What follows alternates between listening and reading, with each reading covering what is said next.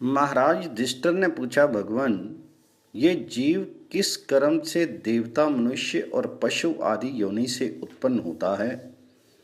बाल भाव में कैसे पुष्ट होता है और किस कर्म से युवा होता है? किस कर्म के फल स्वरूप अतिशय भयंकर दारुण गर्भवास का कष्ट सहन करता है? गर्भ में क्या खाता है? किस कर्म से रूपवान, धनवान, पंडित, पुत्रवान, त्यागी और कुलीन होता है? किस क्रम से रोग रहित जीवन व्यतीत करता है? कैसे सुखपूर्वक मरता है? शुभ और अशुभ फल का भोग कर कैसे करता है? हे विमलमते, ये सभी विषय मुझे बहुत ही गहन मालूम होते हैं। तो भगवान श्री कृष्ण ने युधिष्ठिर से कहा, महाराज, उत्तम कर्मों से देव योनि, मिश्र कर्म से मनुष्य योनि और पाप कर्मों से पशु आदि योनियों में जन्म होता है। धर्म और अधर्म के निश्चय में श्रुति ही प्रमाण है। पाप से पाप योनि और पुण्य से पुण्य योनि प्राप्त होती है। ऋतुकाल के समय दोष रहित शुक्र वायु से प्रेरित स्त्री के रक्त के साथ मिलकर एक हो जाता है। शुक्र के साथ ही कर्मों के अनुसार प्रेरित जीव योनि में प्रविष्ट होता है। एक दिन में शुक्र और शोणित मिलकर कलल बनता है। 5 रात में वह कलल बुध हो जाता है। 7 रात में बदुद्ध मांसपेशी बन जाता है। 14 दिनों में वह मांसपेशी मांस और रुधिर से व्याप्त होकर दृढ़ हो जाता है। 25 दिनों में उसमें अंकुर निकलने लगते हैं। 1 महीने में उन अंकुरों के 5-5 भाग ग्रीवा, सिर, कंधे, पृष्ठवंश तथा उदर हो जाते हैं। 4 मास में वही अंकुरों का भाग उंगली बन जाता है। 5 महीने में मुख, नासिका और कान बनते हैं। 6 महीने में दंत पंक्तियां, नख और कान के छिद्र बनते हैं। 7वें महीने में गुदा, लिंग अथवा योनि और नाभि बनते हैं। संधियां उत्पन्न होती हैं और अंगों में संकोच भी होता है। 8वें महीने में अंग प्रत्यंग सब पूर्ण हो जाते हैं और सिर में केश भी आ जाते हैं। माता के भोजन का रस नाभि के द्वारा बालक के शीर में पहुंचता रहता है, उसी से उसका पोषण होता है। तब गर्भ में स्थित जीव सब सुख दुख समझता है और ये विचार करता है कि मैंने अनेक योनियों में जन्म लिया और बारंबार मृत्यु के अधीन हुआ और अब जन्म होते ही फिर संसार के बंधन को प्राप्त करूंगा। इस प्रकार गर्भ से में विचरता और मोक्ष का उपाय सोचता हुआ जीव अतिशय दुखी रहता है। पर्वत के नीचे दब जाने से जितना क्लेश जीव को होता है, उतना ही जरायु से वेष्टित अर्थात गर्भ में होता है।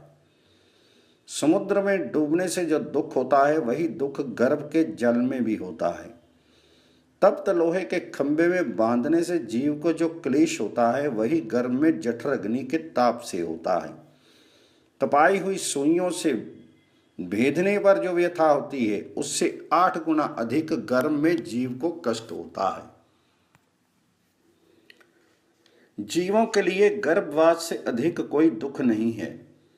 उससे भी कोटि गुना दुख जन्म लेते समय होता है। उस दुख से मूर्छा भी आ जाती है। प्रबल प्रसव वायु की प्रेरणा से जीव गर्भ के बाहर निकलता है। जिस प्रकार कोलों में पीड़न करने से तिल निस्सार हो जाते हैं, उसी प्रकार शीर भी योनि यंत्र के पीड़न से निस्तत्व हो जाता है। मुख्य रूप जिसका द्वार है, दोनों होठ कपाट हैं, सभी इंद्रियां गवाक्ष अर्थात झरोखे हैं।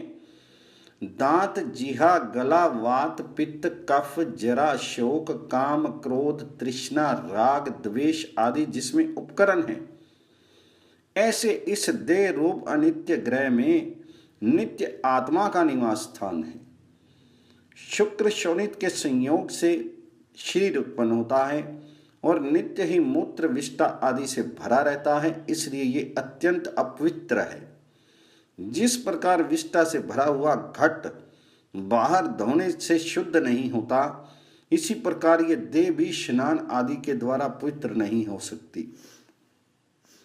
पंचगव्य आदि पवित्र पदार्थ भी इसके संसर्ग से अपवित्र हो जाते हैं। इससे अधिक और कौन अपवित्र पदार्थ होगा?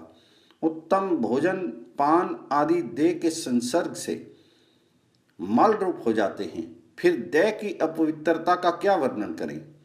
देह को बाहर से जितना भी शुद्ध करें, भीतर तो कफ मूत्र विष्ठा आदि भरे ही रहेंगे।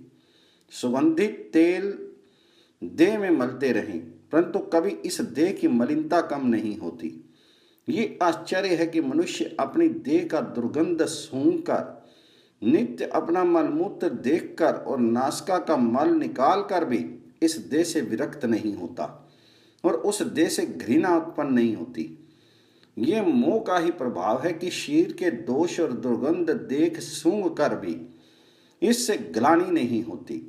ये शरीर स्वभावतः अपवित्र है। ये केले के वृक्ष की भांति केवल त्वक आदि से आवृत और निस्सार है।